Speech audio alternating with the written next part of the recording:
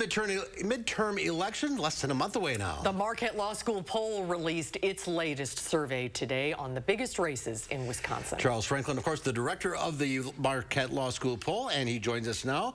Welcome back, Charles. Hi, Charles. Good to be here. So what are the headlines here? Well, a very tight governor's race. Evers leading by 1 point over Michaels, 47-46. But Ron Johnson opening up a little bit of a lead in the Senate race, leading by 6 points, 52-46 for Mandela Barnes. We've seen both of these races trend in a Republican direction since August, but the governor's race has moved considerably less, and the Senate race considerably more. Let's take a look at where the governor's numbers were in August, and then we'll show you this is what it was 48-44 in August, and here's today's poll. That's right. And in September, that 4-point Evers lead shrunk to 3 points and now to 1 point this month. Almost all of that movement is due to independents shifting from being fairly strong for Democrats in August to basically evenly divided in the governor's race now. Partisans are very strongly aligned behind their party's nominee, and that hasn't changed very much. There's been a little bit of movement in likelihood of voting, with Republicans picking up a little bit more in the likelihood between September and this survey. So let's look at the race for the U.S. Senate. There, the trend is really quite strong. In August, we had Barnes ahead by 7 points immediately after the primary.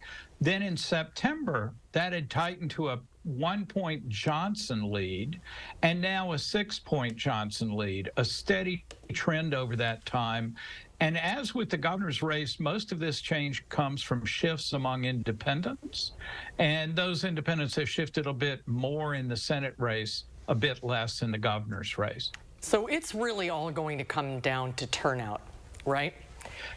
Turnout could make a big difference. When we look at all registered voters, a very high turnout scenario, then the Senate race is actually tied.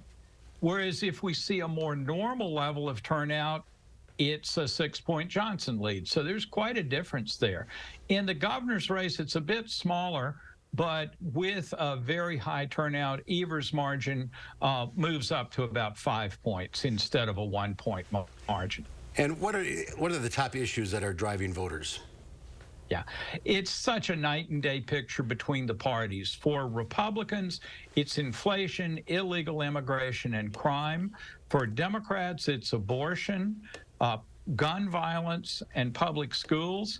And then independents are a little bit of a mix of those. Independents put public schools first, inflation second, and gun violence third. So the parties are kind of talking past one another.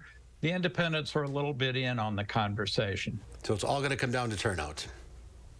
Always does. Always does. All right, Charles, great to see you. Thank you. Thank you, Take care. Charles. We'll talk to you soon.